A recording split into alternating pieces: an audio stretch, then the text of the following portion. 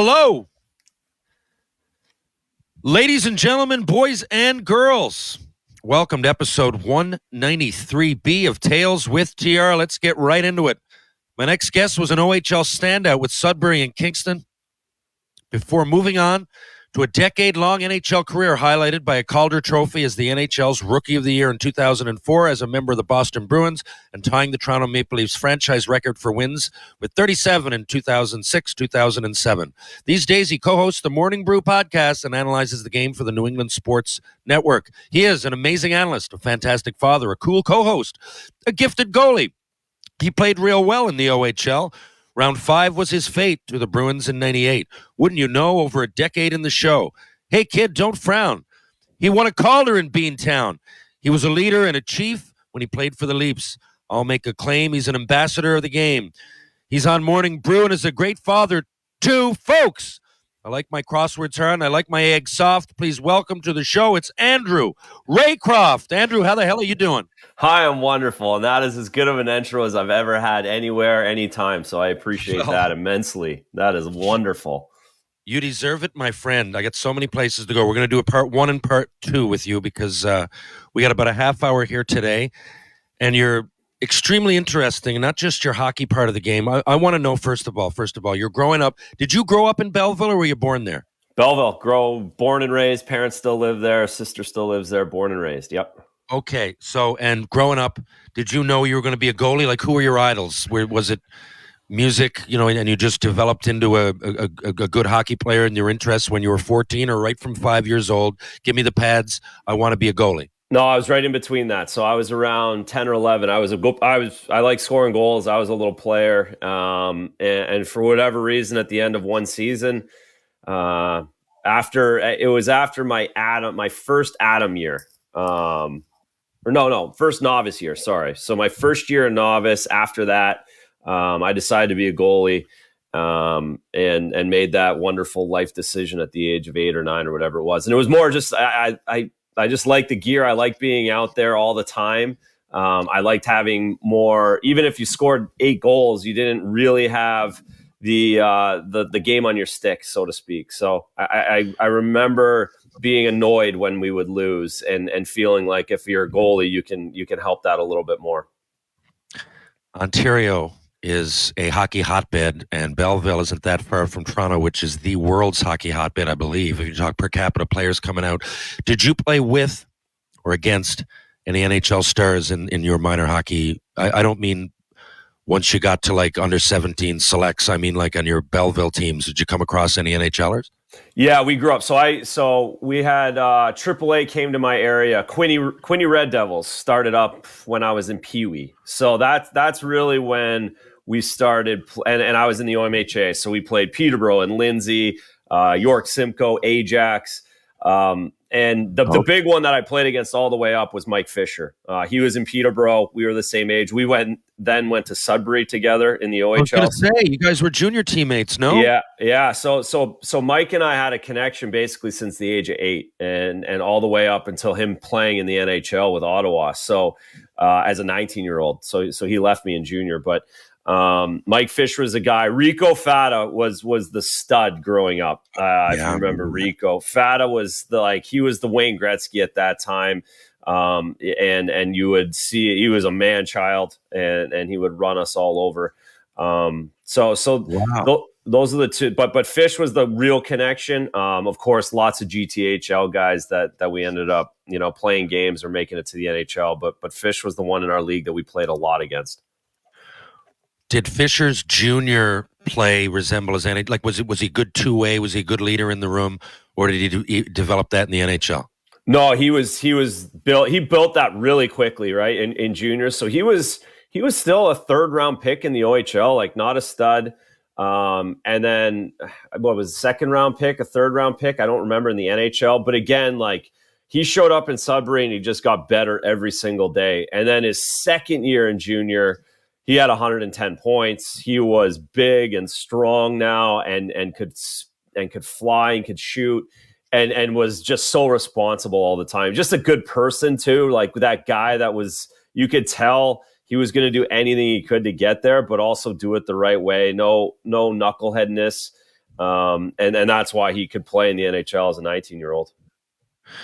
Interesting.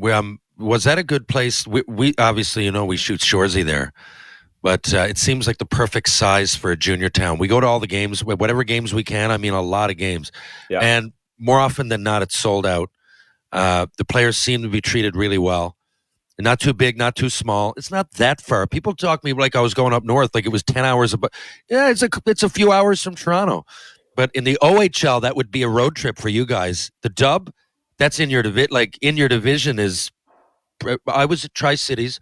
Prince George was 14 hours. I think Kamloops, Kelowna were like 8 and 9. That was in our division, right? Yeah. Travel wasn't quite the same in the O. No, and the Sioux had it worse than us. We were second worst. But you're right.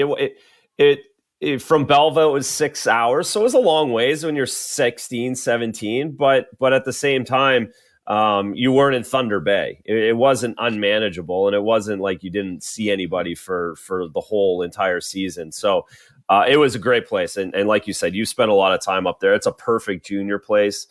Friday night, the old Memorial Guard, and that's what everyone does, and that's where everyone goes. You got the Wolf coming across on the clothesline. Oh, yeah, it's still going. Oh, the best. And we had a great group of guys. So I played with at that team. We had NHLers. We had Taylor Pyatt, we had Derek McKenzie, we had Mike Fisher, we had myself. Ryan Barnes played in the NHL some games. So we had a really good group of young kids, and we didn't have issues at school. Everyone kind of liked us. We were respectful on the other side. So it was a great place to go up and play 2 years of junior. It was. I noticed played on your team. I played with him in the minors, and I thought, like the way he presented himself in practice, I thought this guy's going to be a sniper. He seemed smart. He was skilled. Konstantin Kalmykov. Oh my God! Yeah, absolutely. I was like, God, this guy's got he's got a serious gift, and he never really translated it. There was flashes of brilliance. I didn't know where he played junior. I checked it out today, and I'm like, oh, okay. And he had almost over a point a game. Anyway, I thought Konstantin was a fantastic minor leaguer. I don't know whatever ended up happening to him. But up there in Sudbury, I haven't heard that name. Yeah, I know. I played with him here in St. John's. Yeah, and he was a beast. Like he was a monster. A 19-year-old kid. Like when I went up there, it was my first year. I was his last year junior. He was a beast and should have dominated much more. Jonas Soling was another guy that the other Euro, and they lived together. And I think they stayed up like all night talking to their buddies back. Like I think it was one of those deals where they were like, they went off on tangents and never really just like dedicated it and didn't have enough talent to get away with not doing that. Yeah, that's a good point. Now, listen, we got to skip through some stuff here because we only got so much time. Now, you go from there, and you were what in the O? Were you third, fourth round pick? What? No, I was seventh to the O. So I was like, 112th overall. Like I was. Then you go fifth round to the Bruins, but I looked like you're playing in Kingston, and within a year, you're playing on the Boston Bruins. Now, most people don't see that coming, and I remember being nervous as a first round pick, but there was a far more of a development phase. And I remember just thinking, just go out there, get it, dump it in. As a forward, especially as like bottom six winger, you can kind of blend in, but there's no way to avoid it. You're in goal for the Boston Bruins. Tell us about that experience. Well, and how did it come to be that you played so quick? Wasn't there some injuries? Yeah, exactly. It went really quick. So like you said, in 1997, I was a seventh round pick to the OHL, right? In 1997. And in October of 2000, I'm playing in my National Hockey League. That's how quick it went for me. I was a small kid. I kind of grew late and everything kind of fell into place. Had that good year in the OHL at the end. And then, like you said, I came out of camp as a 20-year-old being the starting goalie. So John Graham fell off a curb in partying at the one night off we had right at the end of training camp, right, TR? Like everyone blows it out. You're doing 2-a-days for 2 weeks. We went out in Boston. I'm out with everybody, and he just tripped and he blew his ankle at 2 a.m. in Boston. So he's out. So now I'm the backup. So I backed up game one. Game 2, we go to Philly and we're winning 5-1. And Byron Dafoe comes out of the game with like 8 minutes left in the against the Legion of Doom, up 5-1 with a hamstring pull. So that's on a Saturday night. I go in, I play 8 minutes, and then Monday afternoon, Columbus Day weekend in Boston, I'm the starting goalie against the Florida Panthers because Byzie's out and there's no one else. So that's how quick it happened. It was shocking. And I don't even know. There's layers to this question, but okay. So that's a situation where you gotta. I mean, I don't know. I liken it to maybe a pitcher in baseball, but more so than everybody else, I'm thinking you got to really calm yourself down. You've got to, like, it's so mental. Like a little off topic, but you see guys like Jack Campbell or Samsonov this year, and sometimes they bounce back, sometimes they don't. But they're both. Campbell, I believe, was an All-Star a few years ago. Samsonov, first-round pick. Even some of those years in Washington that they said he wasn't developing, he still was pretty good if you look at his numbers. So it's clearly there. Now, the other thing is sometimes it's just bad bounces. Puck comes from the point, it tips something, it goes in. Now, what if 6 of those happen in a game and they're not your fault? But now you've let in 6. So I don't know. How do you hold it together? Did you have there was a guy, Wayne Hollywell, and he was a sports psychologist, and I wish at the time I'd talked to him more. He helped me with the transition afterwards. I mean, I got hurt at 23. By 25, I'm done. And I remember thinking, I wish I talked to him a little bit more at the time because it was all eyes on me. And you're Boston, Toronto, same sort of thing, Montreal. But I never really used him when I had to. Did you have a goalie mentor? Did you have a sports psychologist that you could talk to for times that, similar to what the boys went through? I'm sure you had some ups and downs. You're in the NHL for over a decade, but obviously there was ups and downs. Did you have someone to talk to? No, and I'm similar to you. I wish I had done it more. I was like you, just a little ahead of that time where it was something you did. And those guys that were around, I always was friendly with and would talk to. But at the same time, like the guys would always talk, get that guy out. We don't need that guy around. You can't talk to that guy. You don't want anyone knowing weakness or thinking that way. So I never really had that. I had my family's very supportive. I had great family. I had great friends.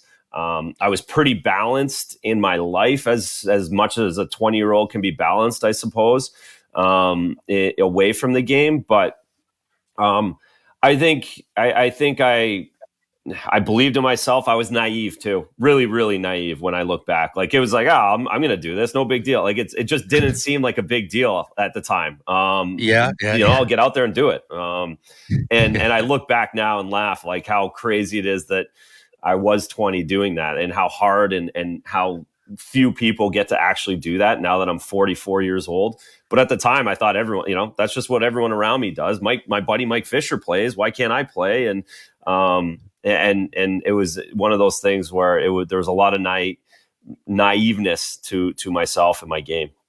Sometimes that can really help. Now you get rookie of the year, but a couple of was it the previous year? I think you played 15 games, right? Mm. Yeah. So that was I was right at the edge of, and I'll be probably the last or the oldest rookie, probably because that was right before the lockout where 18-year-olds didn't play, 20-year-olds, it was really hard to get in the league. And if you did get in the league, then you're not going to put up points because you're on the third line. And like you said, you got to dump it in and chase it and fight and do whatever else to get respect that way. So I was right at the end before the lockout. I had played 10 games at least when I was 20. I had played, right? I was up until Christmas time that year. And then the year before, at the end of the season, I kind of made it. I had made the NHL. I blew my growing out with 2 weeks before playoffs because I was going to play in the playoffs that year as well. I had to miss the end of the season. But I think like you said, I had 8 or 9 games that year. So I was up to 20, 23 games career going into that rookie year. So between that and the seasoning in Providence, I didn't feel like a rookie, but I was able to take advantage of the 27-game rule or whatever it was. I find often a career, in a hockey game, I guess would be a microcosm of it. There, you ride the momentum often. You often ride momentum, and as a career goes, you try to ride momentum. So you have that big year, and it's an NHL lockout. Yeah.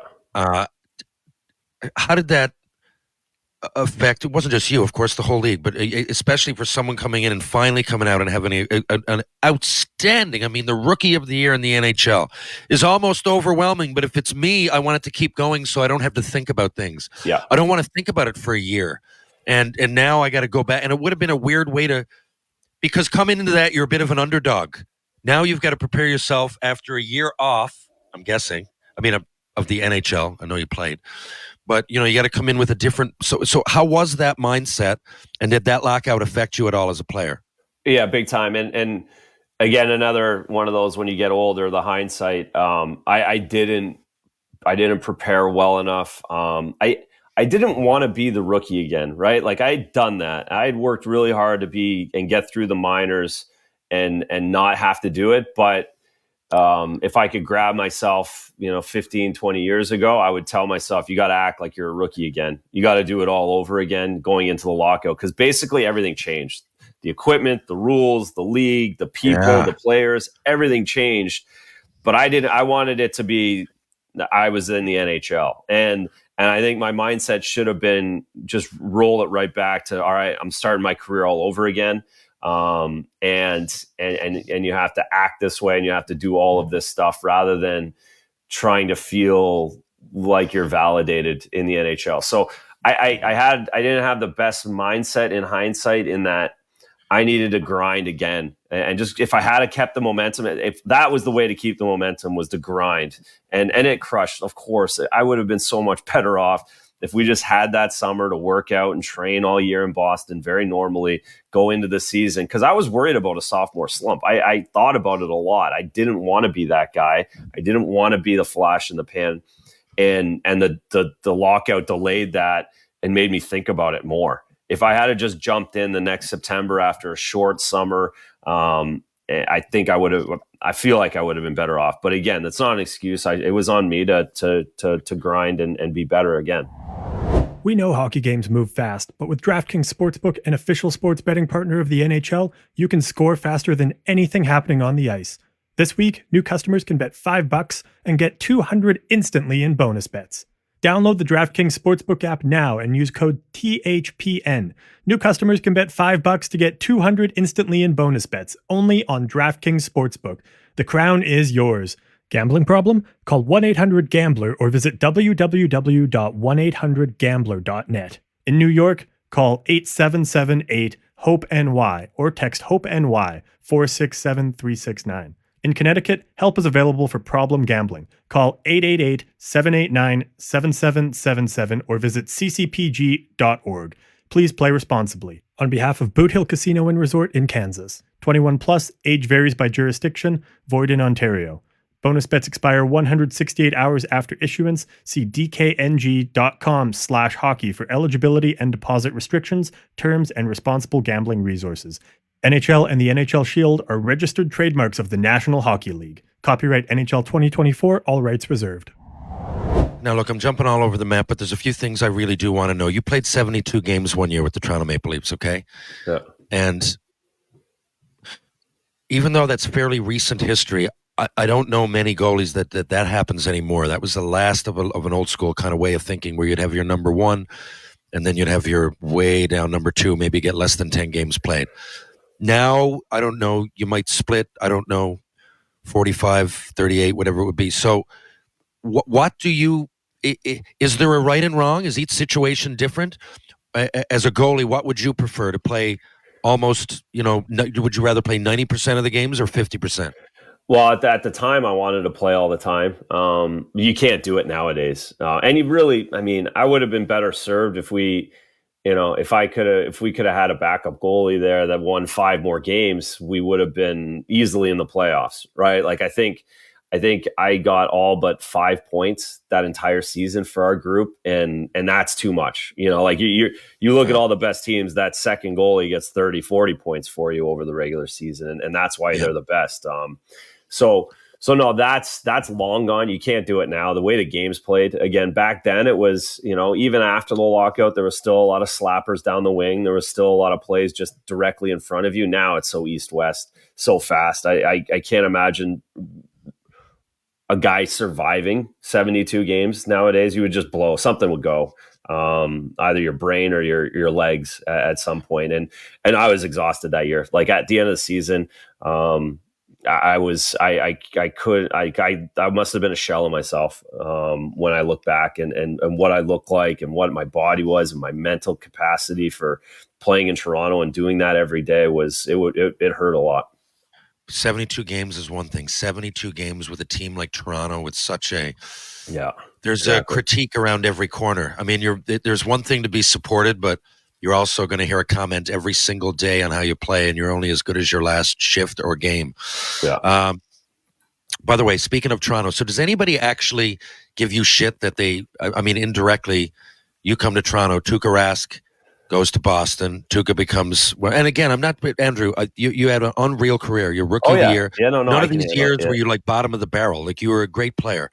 Yeah. I just mean, there's something, in Leaf lore or in Boston lore, whatever you want to look at, how they got Tuukka Rask. Do you ever hear about that from fans? Well, I get it here. And of course the big irony is that I'm back here in Boston and I'm around the Bruins. I see Tuukka 2 or 3 times a week because we're the next town over. We skate together, whatever it is, golf together. Like that's what's really funny now is as we're 20 years away from it. And this is what I say to Tuukka all the time. And this is complete honesty, is that I saved Tuukka Rask's career. Like I look at, like, if I had stuck around and I knew Zdeno, if I had stayed here when Zdeno Chara was here, that would have been better off for my career than going to Toronto. So I look at it the way that I made Tuukka what he was because he got traded and Justin Pogge had to stay in Toronto and couldn't get his feet off the ground. So Pogge, it's an interesting trade. There's lots of dynamics to it, like Justin Pogge. Like there was another guy there that they loved in Toronto, and if they had traded Pogge, he was the Canadian superstar at that time. People would have went nuts for that too. So I know. Unfortunately, I can't explain myself with that all the time, and I have to kind of eat it. But again, and I was really defensive about it, really sensitive about it. Of course, at the time, I was only 26, 27. Still trying to play in the league. I didn't want it, but now it's funny. Now it's, it is. And you're both great. Part of my life. Great. You're both great former Bruins goalies. You had that 1 year even in Toronto, 37 wins. I didn't realize that. I mean, you got a lot to be proud of. It just so and especially, they win the cups and he's the goalie. Yeah, exactly. I mean, I get it, man. Toronto can be, as can Montreal, but what's the word? Similar. Scathing, but in the end, I don't know. I can't say. I mean, I didn't. When I go back there, I just feel a sense of love for hockey. I whatever happened, I got over it personally. Yeah, and I do respect those things. Yeah, Yeah, it's very. I would assume. It sounds like, and I think we have the same feel. Like there was times where there was resentment there, and now it's how lucky I was to do that. How few people actually get to put that jersey on. And at the time, it's hard, right? Because you're young and you just want to dominate, you just want to kill it, and everyone love you. But again, I think as time's gone on here, I've realized how lucky I was, and to be able to be a Leaf alumni and a Bruin alumni, like that's, that I hold in the same reverence as a Canadian alumni. Anyone who's a Canadian alumni is you're pretty lucky to be that, no matter what or how long it was. That's the way I look at it now. Exactly. I got this question. I mentioned you're going to be on the pod, and a couple of people sent me some questions. And one gentleman named Mark, who's from Peterborough, he said, "Did you go to the NHL draft?" I did. So, fifth round, because a lot of people now, for me, I don't know, if I knew what the cards were going in, it wouldn't really bother me if I went and I didn't get drafted. Maybe it's a bonus. What was your mindset? Because the draft was close, right? It was in Buffalo. Correct. So, of course, it's right there. Why wouldn't you go in one sense? But on the other one, you don't want to be disappointed. I mean, what was your mindset there? Yeah, no. Again, being naive. I just like, I'm going to get drafted. I'm on the list. Someone will pick me at some point. But Jesus, again, I dodged another bullet. I was fortunate that I didn't go to like the combine. I didn't go. I only had like 2 meetings maybe with teams. Boston was one of them. Like I really felt like all the way through, Boston really liked me. I knew they went to a bunch of my games. I knew I had a good interview. Like I did the interview and was excited about that. And again, it just kind of worked out. It was a really long day, that first round. I mean, you were lucky you were out of there in within a little bit of time. Oh, yeah. First round goes really long. That first round takes hours and hours. I try to tell people, I'm like, it gets pretty monotonous in that building. It's really, really, really painful. And then at that time, there wasn't like and then you still had second, third, fourth, fifth round. And I had that fifth round with the Bruins circled. If I hadn't have gotten picked at that point, because there was a lot of goalies going off the board, I think I was still like the 12th goalie picked in 1998, something like that. Like there was a lot of goalies going off the board. And if I hadn't have been picked by that Boston pick, I would have been crushed, and I might have left the building at that point because it was getting strenuous. And then, of course, you have some family, my parents, my sister, like everyone else is waiting. I can only imagine how annoyed they were that they had to sit through that. But again, like everything, when you're there, that you don't think about that once your name gets called, and it's pretty cool to have been in the building now and turned out to be worth it, I guess, even if it was the fifth round. So now, as a goalie, more and more it seems goalies, maybe it's just me, but it seems there's a lot more strains, a lot more tears, a lot of guys miss a lot of time. Is it overtraining? Has the league gotten to the point, or is it overtraining, or has the league gotten to the point that there's just too many games played? Or because I see these young goalies and they're in wicked shape, but they're overtrained. Maybe they're not, but they're training. They're like 16, 17. They're going to, skate with them all here. They're going over to major junior or college or wherever. And I'm like, are these guys? And they look like Greek gods. Yeah, it's like Giancarlo Stanton. I often say, like, he's built like a Greek god, but and the Yankees got him, and he hurts himself last year swinging. When you're hurt swinging, I don't know. At this point, isn't that what you're supposed to do? And you look at a guy like Phil Kessel who sets the record. Now I'm not saying that Phil's training is the training regimen of choice. It should be. But is there a happy medium? And is there anything to goalies overtraining, or is it just the demand nowadays?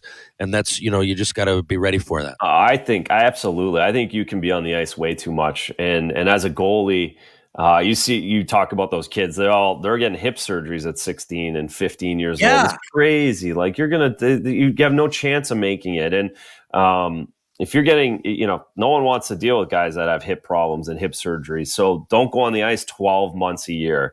Don't be butterflying 360 days a year and doing post integration and driving into post. Like, it's so bad for your body. And there's absolutely something to be said. Of course, we can't get away with being, doing Marty Brodeur and not training all summer. Like, you can't be the greatest of all time if you're that now. But there is a happy medium where you can have a little bit extra on your body, that it's not perfectly chiseled and everything isn't so wound tight that you're blowing out all the time and reps. You can take 6-8 weeks off. It's not going to make a difference in how much better you get. And at the end of the day, it benefits you when you're 15 to take some time off, but they just don't do it. And that's where the overtraining really sets in, I think. Thought so. A couple of players. So Patrice Bergeron came in as a rookie when you were there, right? Yeah, we were roommates. I'm just curious, as a hockey fan, I really, really look up to that guy as a player. I think he's as good as he is. I still think he's like underrated. I think you could put him like one of the best of all time. I don't know about Mount Rushmore, but he's way up there because of everything he brings to the game. Did you see that? Was that confidence there? Was that two-way player that seems to command so much respect without even saying it? Was that there when he was a kid? It was. And I don't think it certainly wasn't like, wow, this kid's a Hall of Famer the first time he stepped on the ice. And like you said, he won't ever be considered Mount Rushmore, but he's going to be, I think he just continues to get more regarded as this goes on or gets away from it. But as an 18-year-old, he didn't speak very much English. He was very, very self-conscious about it. We were roommates. It was just me that he would talk to. Like, we were pretty quiet. But it was his willingness to get better was so evident at 18, like so mature to watch and sleep and not mess around and take everything very seriously, but in a way that endeared you to him. Not like a Captain Hardo, Captain Superman. Like, he was the captain that and a leader in that he was one of those guys that could bring you in to do more because of his mindset and because he cared and because he loved it so much. And just like Sidney Crosby, like it just all of those guys are the same. And Patrice was like that as an 18-year-old. You knew he was going to be it wasn't going to be an 18-year-old and done. You knew he was going to play in the NHL for a long time because of how he handled himself and was that kind of a teammate at 18. Good to hear. So do you still do some side coaching with University of Connecticut? I know you were. Yeah, no, I was there when I Okay. first finished, but my kids just got too old and it was just too hard to do. So not a lot of, like, I'm on the ice with my kids all the time doing coaching. Okay. And my older guy's a goalie, so I kind of do some goalie stuff with him. But most of it's I'm pushing pucks around and giving kids hugs out on the ice. I see. Do you like analyzing the game? Do you like, talking about hockey stories, whatever it is? I mean, you got a podcast, but what do you like? Was this an ambition of yours? Did you know that you were going to get into this, or were you like, I want to be a carpenter after hockey? Yeah. No, I wanted to be a carpenter. I wanted to be something else. And I tried a few other things. I took some sales jobs. I got my real estate license, all the normal stuff. I did that too. That people, you think people do in the real world. And by the time I got through like my third or fourth gig, one, I realized I don't want to do 9 to 5 and my family doesn't work very well and I'm not very good at it. And then two, I just got lucky enough that I was back here in Boston and, just kind of got in the mix with the alumni. And then the TV stuff came up and I tried it and I wasn't that good at it, but I was like, this is kind of interesting. Like it's something that can give me something to get better at. And I do enjoy being around hockey guys again. Like I again, with all that Toronto stuff and the Tuca and everything, like I was pretty self-conscious about it, but then getting back in the mix and seeing everybody and realizing that no one really cares and no one's really thought about me. And it's just one of the guys. And I realized that this was the best way for me to get back in the game. And I really kind of jumped in and tried to get better at TV and tried to get better at telling stories and communicating and analyzing. And it's snowballed and it's gotten to the point now where I do it, a lot of it, and really enjoy it and love going to the Garden now and seeing a bunch of people that I played with, whether they're, whether it's the Canadian coaching staff and it's Alex Burrows and Roby and Marty St. Louis, all guys I played with, and seeing them around the rink doing other things. It's been a great way for me to be back in the game. So I never thought it was going to happen. Like you said, I wanted to be a carpenter, but I'm not good at anything else. Wow. I see what you mean. I went through that too. I was a sales rep for a little bit and then took the real estate license and I just, my heart wasn't in it. And some people were calling to see a house just so they could meet me and talk about hockey, and which normally wouldn't be bad, but I felt like for me, again, I'd rather just not be the real estate agent, talk to you about hockey at the bar or at the coffee shop. But I felt like a conduit for some hockey fans that don't really want a house. They just want to have a chat. I don't know. It was a weird, the whole thing was curiously weird, but I'm glad I landed where I did. Now, look, I got to go, but I just got one last question. So you finished your career over in Europe, Italy and Sweden, I believe. Yep. How did you like that experience? And do you still have any connections with people over there? I do. So I went over in the lockout. I went to Finland, and that was the first time I'd crossed the ocean, and I loved it. And I told myself that I wasn't going to, at the end of my career, whenever that was, I wasn't going to toil back in the AHL. I was going to go over there and have an experience. And as it does for almost everybody, the time came for me in the NHL, and I still felt that way 10 years later, and I wanted to go to Europe. So went to Italy the first year because I didn't want to get into I was burnt out. I was really burnt out, and I thought Italy would be a great chance just to kind of play hockey, not too serious, but live downtown Milan. Like we lived in an amazing place in Milan, and it was awesome. And then halfway through that year, I was like, okay, I got one more year, kids. We can't do it anymore, but I want to play some serious hockey. So got in touch in Sweden and went way up north in Sweden, which was, again, we had just had twins. So we had little babies and we just kind of hung out in a small little Swedish town all winter. And and I loved What it. was the So town? I used to practice. I used to go in the off seasons to Västerås, way up northern Sweden. Myself and Brad Brown, who's another OHL grad. We would go over. We needed to work on our skating. The Habs said we can go anywhere if we approve it. You can go wherever you want. So they would have sent a skating instructor here. I went to see Laura Stam one year in Toronto, or in Brock University, St. Catharines. But we settled on 2 years. We went over to Västerås. Peter Popovich was from there, who played in Montreal, but Nick Lidstrom and Tommy Salo. It was a great experience. We were there for most of June and part of July. So did you enjoy it up there? Yeah, loved it. We didn't, unlike June, you don't see the sun. It's the exact opposite. But no, it was great people. As you know, great culture and just a great way of living. Like small town Canada, how I grew up. That's what it felt like up there. So again, loved it. Just a great experience and stay in touch with a lot of those people up there. It must have been hard. Now, it must have been hard. I can't speak for it. When I played, my career got cut off early and way earlier than I had kids. But how do guys be getting traded and signing in different places year to year with 3 and 4 and 5 kids? It must be extremely hard, and it's something I never talk about on here.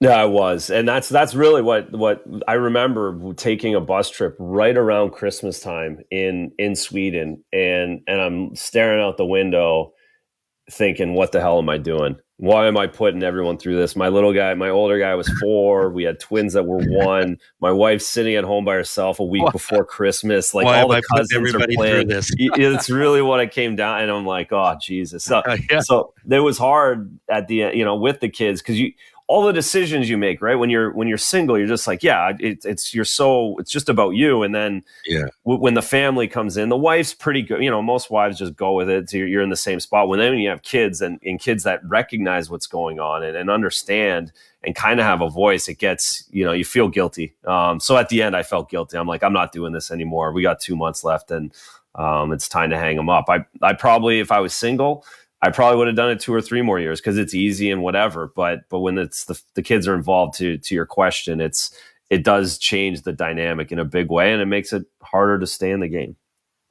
No, well said. Now I got to take off, but I'm going to do your pod now. I'm going to go get my my girl from school. Come back, we'll do that, and maybe we can do a part 2 sometimes. I wanted to get those questions in, but there's so much else that I'd like to talk to you about, and I'd like to get your opinions on some things that are current in the National Hockey League. But we have maybe we'll do that maybe during or going into the playoffs. Do you have anything to plug? Do you have any companies or teams or any gear or anything to promote?